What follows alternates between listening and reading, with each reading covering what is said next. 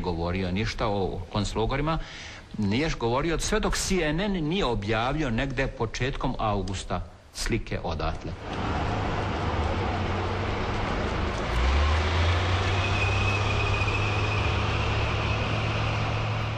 Was hat diese Reise gebracht?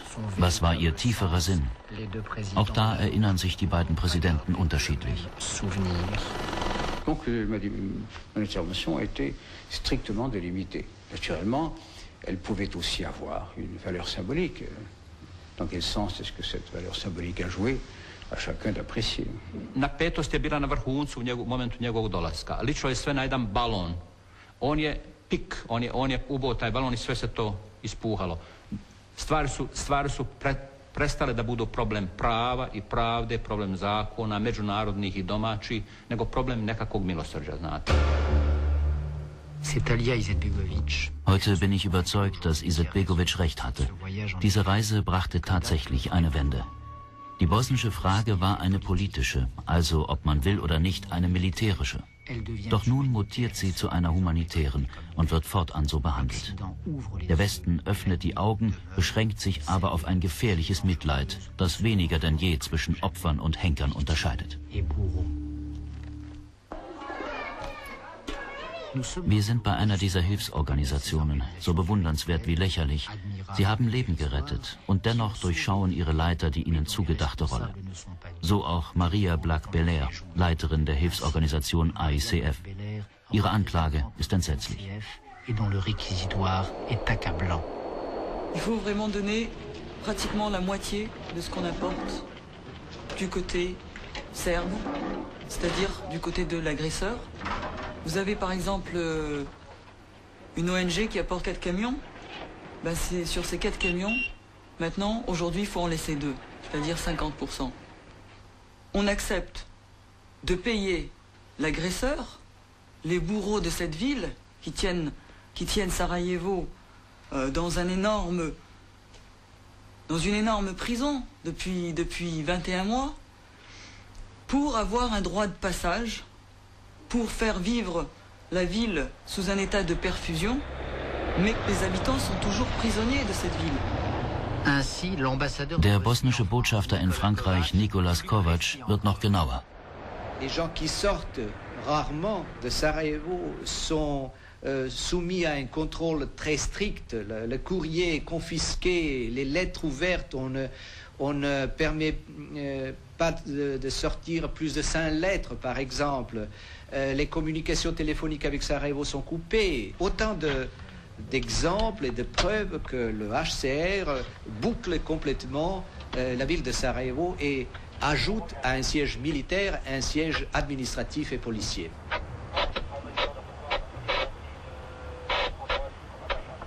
Beaucoup de citoyens de Sarajevo essaient de traverser les pistes d'aéroport pour regagner la liberté, pour retrouver la famille de l'autre côté. Lorsque les gens, en pleine nuit, essaient de traverser la piste, les voitures du HCR et de la force ONU allument les feux de façon que les snipers des collines autour de l'aéroport peuvent tirer facilement, comme sur un terrain tout à fait à découvert, et il y a beaucoup de victimes. Cet autre témoignage. Noch eine schreckliche Aussage von Samir Lanzo. C'était au mois de juillet. Il y avait une grande attaque du côté des Tchétniks de Novakovići qui ont attaqué le petit village de Donji Kotorac. Nous, on a défendu, enfin on s'est défendu et d'un seul coup, on a eu une possibilité de faire une contre-attaque. D'ailleurs, on n'a pas hésité. On a attaqué les Tchétniks et à un moment, on était vraiment bien partis. Et puis d'un seul coup, on se retourne, on voit que juste au bout de la piste de l'aéroport se regroupaient les Canadiens, enfin la force ONU. Et puis d'un seul coup, on voit, moi je me retourne, je vois que les casques bleus nous font signe d'arrêter. Comme quoi, sinon ils allaient nous tirer dessus. Et puis nous, on pensait, disant que normalement, on nous a dit que les casques bleus étaient neutres et qu'il n'y a aucune chance qu'ils nous tirent dessus. Mais d'un seul coup, avec la mitrailleuse lourde, d'un VAB de la Force Pronu, ils ont tiré dessus et puis j'ai vu qu'un de mes copains, carrément, la doucette lui a carrément coupé la tête. Will die UNO uns versorgen oder nur sterben sehen, fragen sich die Bewohner von Sarajevo. Die UNICEF-Vertreterin Anna Cataldi antwortet. Moi, personnellement, je vis des scènes que je ne pourrai jamais plus oublier. J'étais dans une colonne de voitures l'hiver passé, dans une tempête de neige entre Gornji Vakuf et Vitesse. Il y avait moins 20 degrés. Et dans la nuit, on voyait des gens à pied dans la rue ou avec des voitures, avec les vitres complètement cassées en panne. Et on savait que ces gens, ils n'allaient pas survivre la nuit.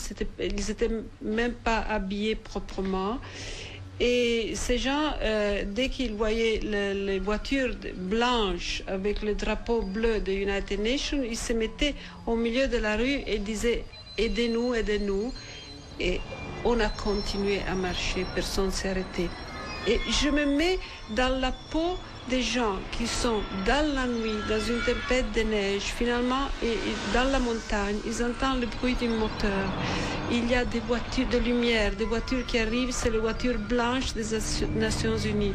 Ils pensent qu'ils sont saufs et ces voitures continuent et ils restent là. Je suis un gendarme français. L'année dernière, je me suis porté volontaire pour servir au sein de la Force Pronu en tant que ce qu'on appelle policier civil. Une fois, nous sommes intervenus dans un bois où nous avions découvert 3 cadavres. 3 hommes d'une quarantaine d'années auxquels, par acte de barbarie, on avait arraché les yeux et coupé les parties qu'on avait placées dans la bouche. Peu de temps après, nous avons été amenés à rencontrer des militaires en état d'ivresse qui se vantaient d'avoir tué ces personnes-là. Bien sûr, cela a été rapporté aux policiers serbes. Nous pouvions simplement dire que c'était des hommes en leur donnant une description et habillés en tenue camouflée. Et pour eux, ce n'était pas suffisant. Ils n'ont vraiment pas cherché à identifier les coupables. En fin de compte, si on ne pouvait pas mener nos enquêtes, ni protéger la population, la seule chose qui nous laissait faire les Serbes, c'est ce qu'on appelle des case processing forms, qui sont des formules administratives qui demandaient aux gens, volontairement, de quitter les lieux. Ça, pas de problème. On savait très bien qu'en fin de compte, on participait volontairement à l'épuration ethnique, mais c'était la seule solution de protéger cette population.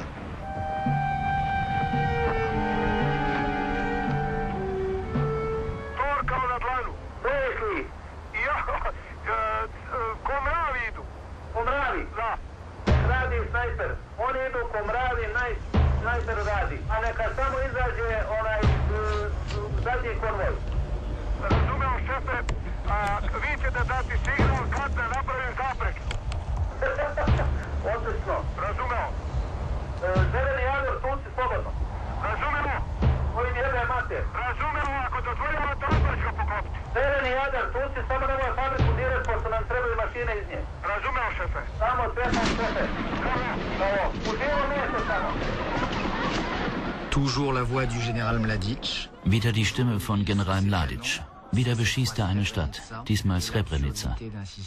In diesem absurden System muss ein französischer Offizier zur Ehrenrettung seine Existenz aufs Spiel setzen und den Gehorsam verweigern.